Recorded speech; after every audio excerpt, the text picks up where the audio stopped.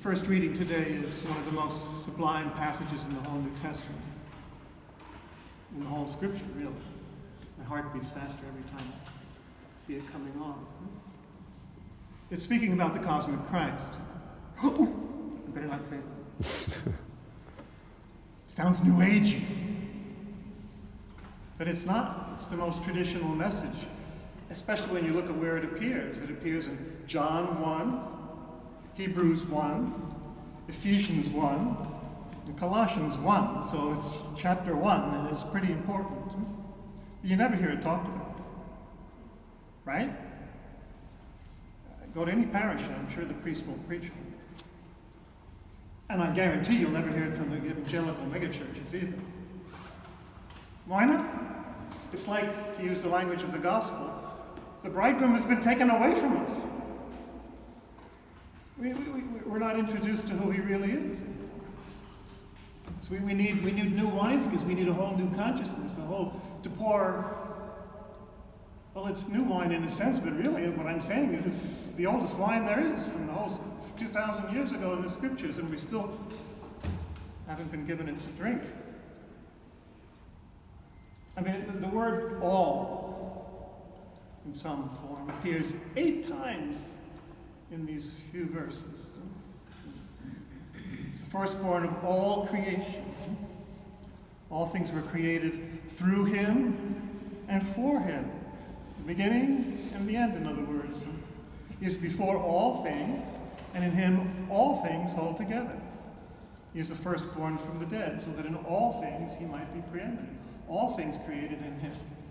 With a throne, visible and invisible, angels and principalities and powers and dominions, all things created through him and for him. Sounds pretty big.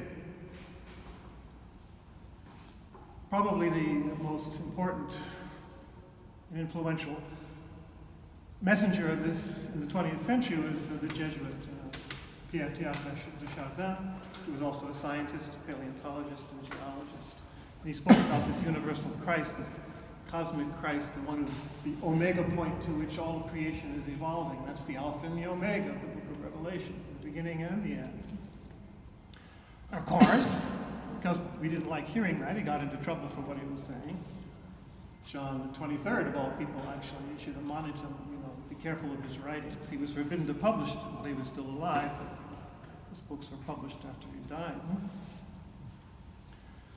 But finally, all the recent popes have quoted him approvingly. Pope John Paul, Pope Benedict, and Pope Francis. So he's been rehabilitated, and rightly so, because we shouldn't fear that kind of universal message.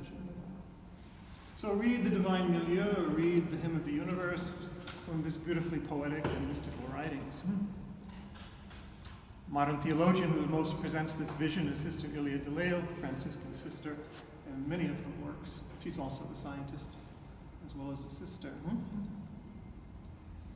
So we need to pour that new wine or that old wine, whatever it is, into our new wineskins and get the bridegroom back. Because, as the letter of the Colossians will go on to say, Christ is all in all. Now just think about it. Christ is all in all. Wow. Is our vision and our experience at that level, at that breadth? If Jesus is just an isolated individual for us, it's not who he is. Our God then becomes tribal and sentimental. Tribal and sentimental. Plenty of that around. But if Christ really is all in all, well, all. Everything is the body of Christ. We are all in all. St. Augustine put it very boldly and dramatically in his famous phrase, in the end, there will only be one Christ loving himself. Sounds funny, but that's the point. If Christ is all in all, well then the only thing that can be loving is Christ, and the only thing that can be loved is Christ. So Christ is loving Christ.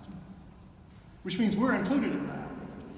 We're Christ, sorry, but we are Christ doing the loving. Remember, that's what Paul said. It's no longer I who live, but Christ who lives in me. It's Christ who's loving in me and through me. And it's Christ who's loving Christ. Whatever you do to the least of these, you do to me. So we're the Christ loving Christ. You know what they call that? Heaven. That's what everything is moving towards.